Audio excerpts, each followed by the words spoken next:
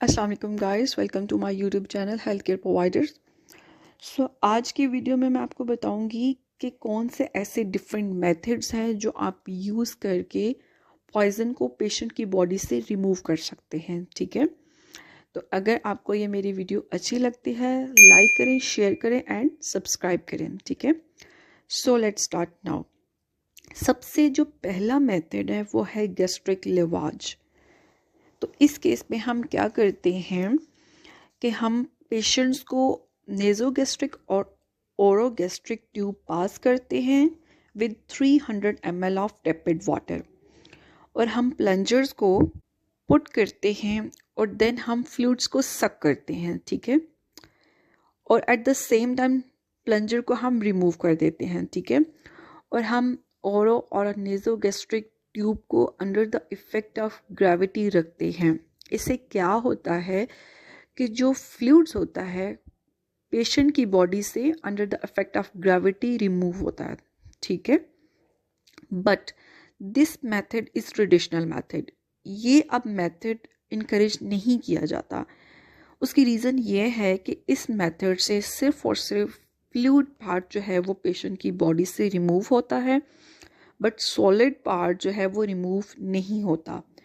और eight the same time इस method से बहुत सारे रिस्क भी एसोसिएटेड हैं, क्योंकि जब हम प्रेशर अप्लाई करते हैं, ठीक है, थ्रू प्लंजर, तो क्या होता है कि पाइलोरस से जो कंटेंट है वो स्मॉल इंटेस्टाइन में इंटर हो जाता है, जिसकी वजह से रैपिड एब्जॉर्प्शन होती है और जो पॉइजन है वो जल्दी सिस्टमिक सर्कुलेशन में इंटर हो जाता है और एब्जॉर्ब हो जाता है। ठीक है, at the same times risk of aspirations नमूनिया भी इंक्रीज हो जाता है।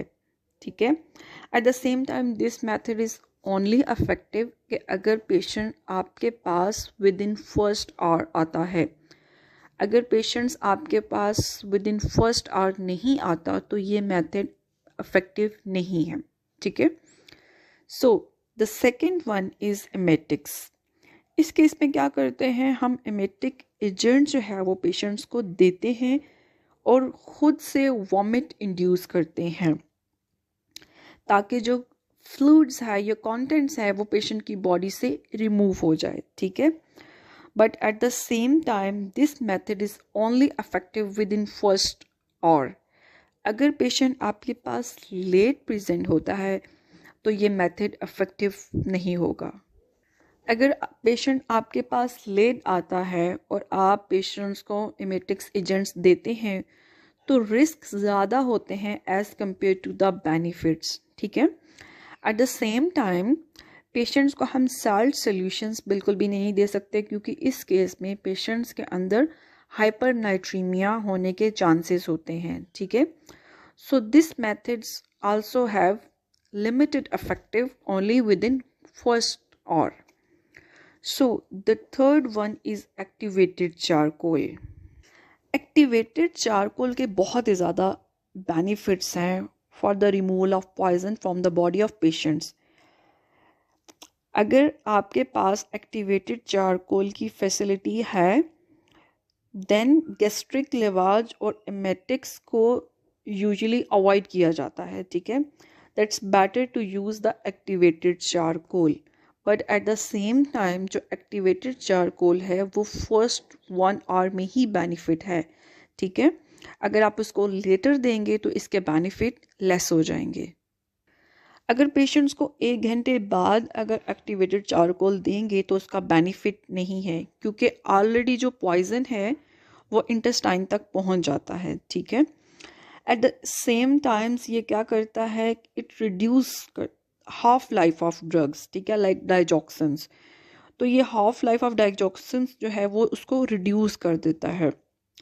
सो यूजली ये बहुत ही ज़्यादा इफेक्टिव है in case of digoxin poisoning. ठीक है, यूजली हम एक्टिवेटेड चारकोल को नेज़ोगैस्ट्रिक और ओरोगैस्ट्रिक ट्यूब के ज़रिए देते हैं। ठीक है, और इसकी जो 50 ग्राम्स जो है वो हम एडल्ट्स में देते हैं इसकी डोज, और चिल्ड्रन में हम देते हैं 1 grams per kg। At the same time ये जानना भी बहुत ज़्यादा ज़रूरी है कि एक्टिवेटेड चारकोल फॉलोइंग पॉइजनिंग में बेनिफिट बिल्कुल भी नहीं है। For example cyanide poisoning, ethanol, ethylene, glycol, organophosphate, petroleum, strong acid and alkali and lithium. So इस केस में एक्टिवेटेड चारकोल बेनिफिट नहीं है, ठीक है। इसके जो पॉजिटिव इफेक्ट हैं वो सिर्फ और सिर्फ opioid, salicylate, TCA, digoxin, carbamazepines, quinines और थियोफाइलिन्स के अंदर इफेक्टिव हैं, ठीक है। सो फोर्थ वन जो मेथड है हमारे पास for the removal of poisoning वो है होल बाउल इरिगेशंस। इस केस में क्या होता है कि हम पेशेंट्स को एक्सेसिव अमाउंट्स ऑफ फ्लूइड्स देते हैं थ्रू एनजी ट्यूब्स, ठीक है, ताकि जो पेशेंट्स का जो गट है वो क्लियर हो जाए अनटिल जो फीसेस हैं वो पेशेंट की बॉडी से आउट हो जाएं, ठीक है। लेकिन एट द सेम टाइम इस केस में हम नॉर्मल सिलाइंस पेशेंट्स को नहीं देंगे क्योंकि इसके जो है वो नेगेटिव इफेक्ट्स हैं, पेशेंट्स फ्लूइड ओवरलोड हो सकता है, ठीक है। तो यूजुअली हम जो देते हैं वो बाउल क्लीनिंग सॉल्यूशंस देते हैं जिसके अंदर poly ethylene glycol with electrolytes होता है, वो यूजुअली हम पेशेंट्स को देते हैं। यूजुअली ये आता है क्लीन प्रेप के नाम से, ठीक है। तो होल बाउल इरिगेशंस में जो हम नॉर्मली फ्लूइड्स देते हैं वो क्लीन प्रेप्स देते हैं, ठीक है।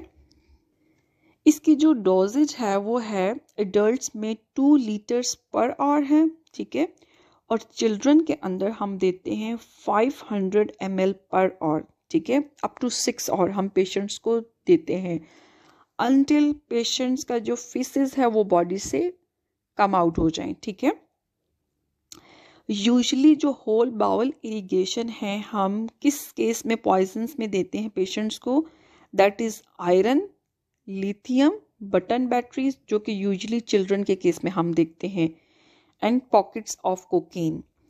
तो ये वो पॉइजन्स हैं जिसमें होल बाउल इरिगेशंस इफेक्टिव है। फिफ्थ वन है लिपिड इमल्सिफिकेशंस थेरेपी। इस केस में क्या होता है कि हम सम सॉर्ट ऑफ लिपिड्स जो है वो पेशेंट्स को आईवी देते हैं जो कि बेंड होता है एजेंट और पॉइजन के साथ और इजीली जो है वो पॉइजन्स रिमूव होता है from the bodies. And the sixth one is insulin therapy. हम पेशेंट्स को इंसुलिन थेरेपी भी देते हैं, ठीक है। ये यूजुअली कार्डियोटॉक्सिन पॉइजन्स में हेल्पफुल होता है, ठीक है। तो हम पेशेंट्स को आईवी देते हैं। इस केस में क्या होता है कि मेटाबॉलिज्म्स ऑफ हार्ट जो है वो इंक्रीज होता है जिसकी वजह से हार्ट फंक्शंस प्रॉपरली करता है। So these are some of the methods that we use to remove the poison from the body of the patients. So thanks for watching. अगर आपको ये मेरी वीडियो अच्छी लगती है तो लाइक करें, शेयर करें, सब्सक्राइब करें। मैं अपनी इनकमिंग वीडियो में मैं आपको बताऊंगी डिफरेंट मेथड्स के किस तरीके से आप डिफरेंट कंट्रीज़ में मूव ऑन कर सकते हैं being as a nurse. So different countries के डिफरेंट प्रोसेस को हम वन बाय वन डिस्कस करेंगे। सो अल्लाह हाफिज़। Thanks for watching once again.